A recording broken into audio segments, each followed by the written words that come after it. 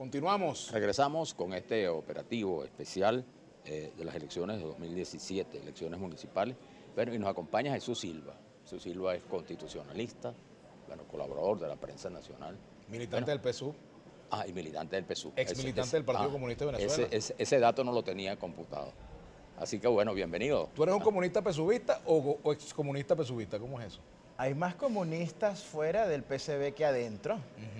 Yo soy un marxista de 37 años adaptado al siglo XXI, sin dogmas, y democrático, profundamente democrático. Bueno, un marxismo sin dogmas es un tanto difícil, pero bueno. Bueno, eso ha demostrado. Es una discusión de otra naturaleza. Ha demostrado además en su artículo que tiene pues un manejo bastante independiente de sus ideas, ¿no? Muchas gracias, profesor. Bueno, y en torno a ese manejo independiente de tus ideas, cuéntanos de este proceso. ¿Cuál ha sido tu visión de lo que ha ocurrido el día de hoy y lo que pudieran... Bueno, por supuesto no podemos especular sobre cuáles van a ser los resultados, pero lo que tú has oteado el día de hoy, ¿qué has visto? Bueno, yo creo que a grandes rasgos hay una fuerza política más organizada que la otra, que sería la del gobierno, que seguramente tendrá un tercer resultado electoral satisfactorio para sus expectativas, pero no creo que sea tampoco una sentencia de muerte para la oposición, quien tiene muchos desafíos para el año venidero, reorganizarse, presentar nuevas caras, designar un candidato presidencial que pudiera ser un outsider frente al desgaste de sus figuras más notables. Yo creo que hay posibilidades abiertas para el año 2018. De modo pues que hemos visto que no necesariamente una crisis económica significa una crisis política y que hay gobiernos que enfrentan enormes problemas económicos y pueden ganar muchas elecciones. Creo que Venezuela es ejemplo de eso. Por eso, no siempre que hay una grave crisis económica, esto quiere decir que la oposición va a ganar las elecciones, porque la tarea de la oposición es convencer que tiene la solución de los problemas. Si la oposición no convence a Venezuela de que tiene solución a los problemas, entonces esos problemas sencillamente no se van a convertir en una garantía de triunfo electoral y por eso ha ganado el gobierno las dos últimas elecciones y esta estará por dilucidarse, pues. Ahora, de todas maneras, esta elección, como decíamos también con nuestro invitado anterior, tiene ciertas características que son propias de la elección municipal, que no son una elección estrictamente política ni una medición de las fuerzas partidistas, sino es la única elección donde tiene un peso muy importante la ciudadanía, los vecinos, la sociedad civil. Y hemos visto que la ausencia de tres partidos importantes de la MUV abrió paso o creó un espacio para que se presentaran candidatos que ya no tienen que ver, digamos, con las figuras políticas tradicionales, sino que vienen de organizaciones de la sociedad civil, de los vecinos, y eso introduce un elemento importante. A lo mejor no se va a reflejar en una recomposición del cuadro político, pero sí es un dato importante que refresca de alguna manera el juego político polarizado que hemos vivido y vivimos los venezolanos, ¿no?, en los últimos tiempos. Fíjate, Manuel Felipe, yo creo que esta elección se está desarrollando en una atmósfera sui generis, en un escenario bien particular. Es atípica frente a otras elecciones municipales. Creo que no ha sido tanto una elección de figuras locales, sino de partidos o de emblemas o de proyectos. Creo que toda esa maquinaria inmensa que significa el Partido Socialista es lo que de alguna forma ha generado un tubo electoral y que va a producir unos resultados determinados. Podemos tomar como ejemplo rápidamente el caso de Caracas.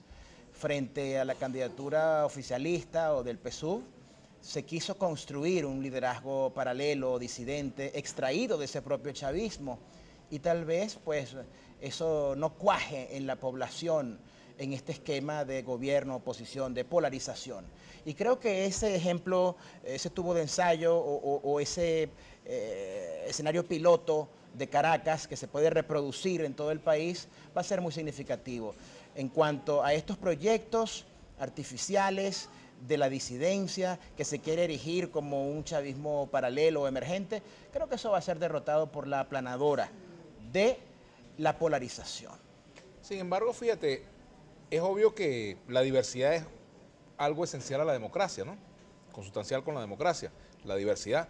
Y también dentro de un bloque opositor o de un bloque gubernamental, pues hay matices, hay expresiones que nacen del propio manejo a veces que las mayorías de esos bloques predominantes hacen en las relaciones con los aliados pequeños. Pasa en el PSUV y pasa también en la MUD. O sea, conductas que de alguna manera se parecen, ¿no? El bloque hegemónico en la MUD actúa parecido como actúa el PSUV. Evidentemente, sí, Vladimir. Y por eso surgen pues otras fuerzas que buscan también aparecer y ser tomados en cuenta, porque uno de los grandes problemas que ha habido con el polo patriótico es que hay unos invitados que son allí como los parientes pobres de esa alianza, que no son tomados en cuenta. El PSV y el PPT tienen años pidiendo que los tomen en cuenta, que les escuchen sus planteamientos. Es que el tema de la izquierda siempre ha estado caracterizado por la diversidad y la izquierda siempre ha tenido diferentes expresiones y no siempre ha tenido una unidad de lucha, una unidad orgánica. Si revisamos los años, décadas de historia democrática electoral de Venezuela, siempre vimos una izquierda dispersa y la única figura que logró unir esas izquierdas en un solo proyecto presidencial fue Hugo Chávez.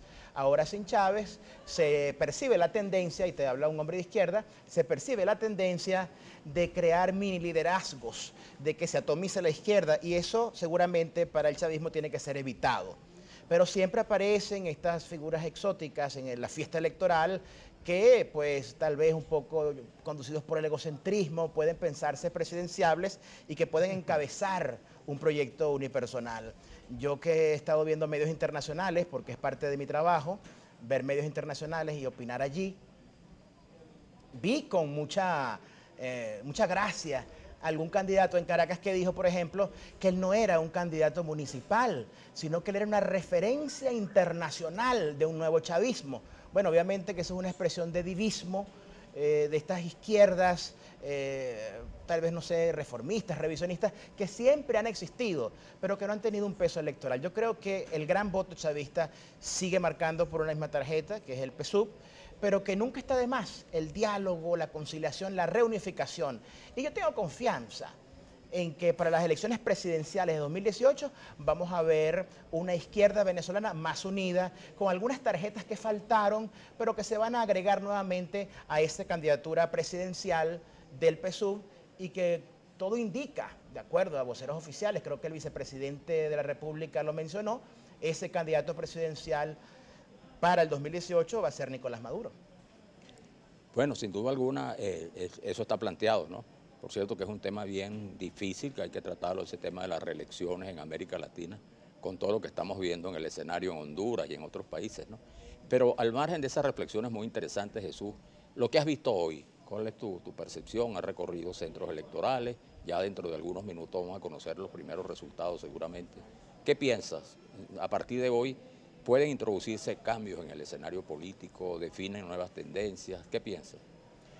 Yo soy optimista, pienso que si hacemos un recuento rápido de lo que fue este año, de 4 meses de violencia en las calles, con acusaciones de lado y lado, y hoy estamos en nuestra tercera elección en Venezuela, pues hay una recuperación de las fibras democráticas del país.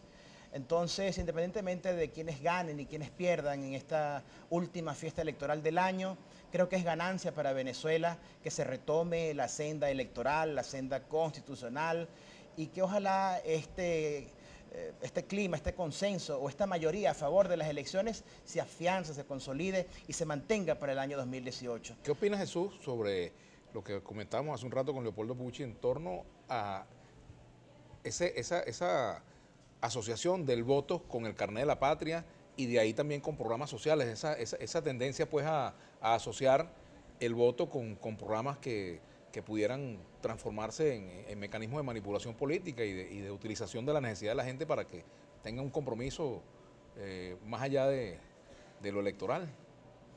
Mi posición respecto a estos requisitos adicionales. Que no están en la Constitución, de paso. Sí, por eso digo adicionales para el voto. Mi criterio es el criterio de un doctor en Derecho Constitucional. El artículo 63 de la Constitución establece que las elecciones son directas, secretas, universales. Más allá de la cédula no se requiere ningún otro documento para ejercer el voto. Ahora bien, tengo que ser muy enfático en esto. Cada partido político puede organizarse según su libre albedrío, su propio criterio, para que sus militantes sean cuantificados, sean contabilizados de la mejor manera. Entonces, el que voluntariamente quiera llevar su carnet de la patria, si lo tiene, ojo, yo no lo tengo, lo puedo decir abiertamente, no tengo el carnet de la patria, pero quien lo tenga y quiera registrarse porque considera que esto Puede ser lo objeto de organiza sanciones, mejor, ¿viste? pues puede acudir perfectamente. A Jesús puede ser objeto de sanciones en el partido por no tener el carnet de la patria.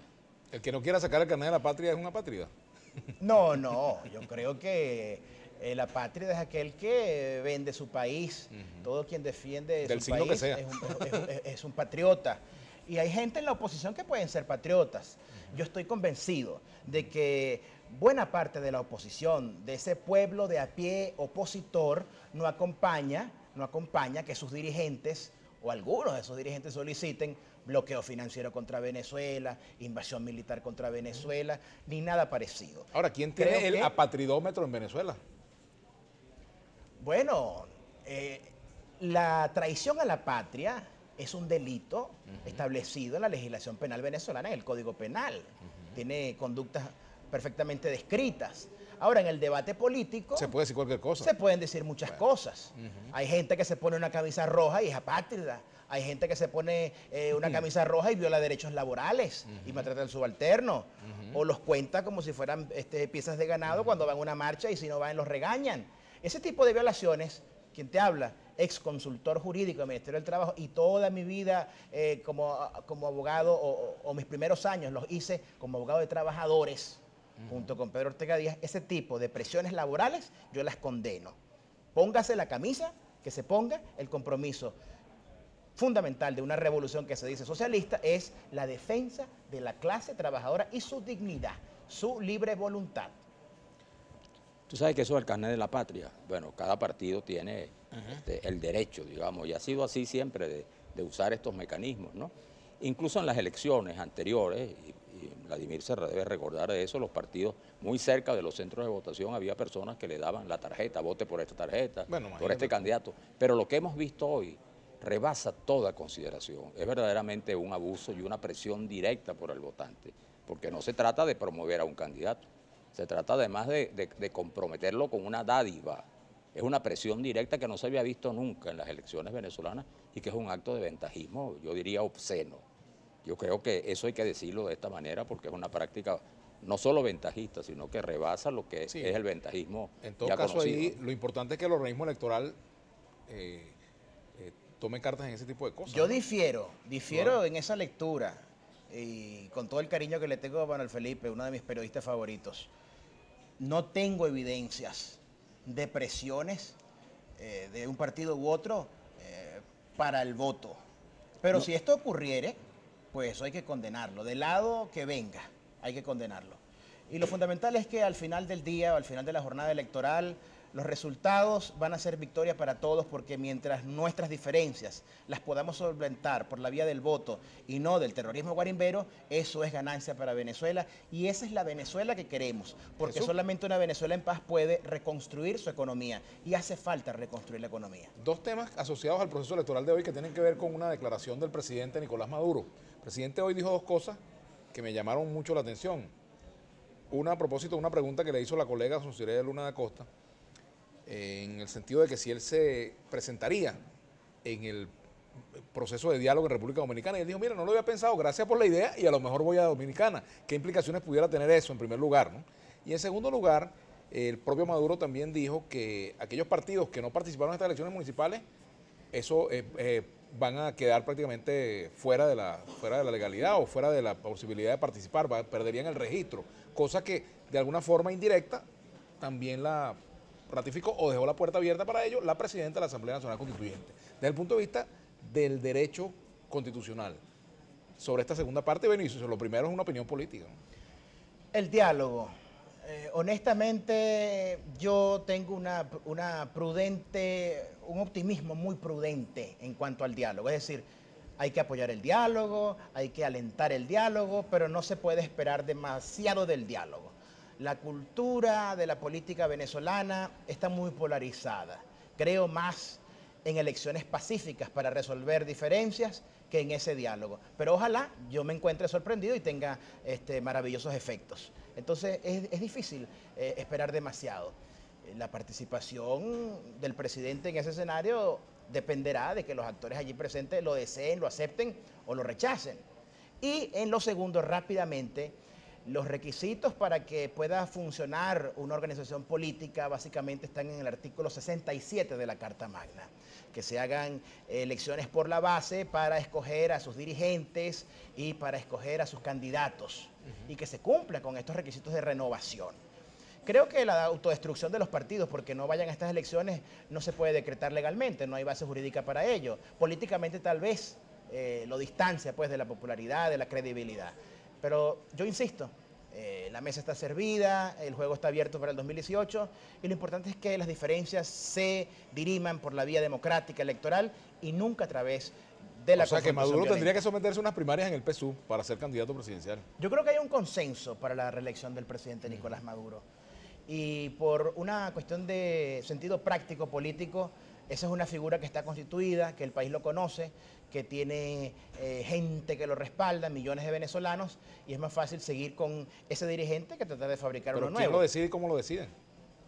Bueno, evidentemente que el Partido Socialista tiene unos estatutos y de acuerdo a esos estatutos va a formalizar una candidatura. Tal vez el escenario esté más complejo del lado de la oposición, donde yo creo que la figura del outsider cobra más sentido ante el desgaste de las figuras más destacadas de la MUD.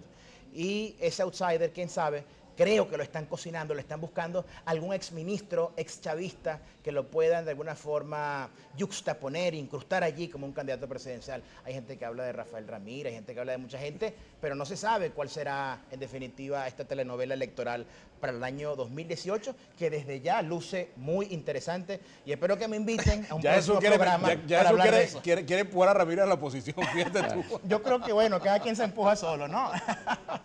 Bueno, gracias. Bueno, muchas gracias. Jesús.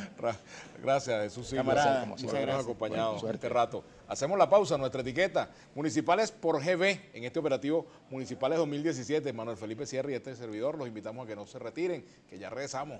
Ya regresamos.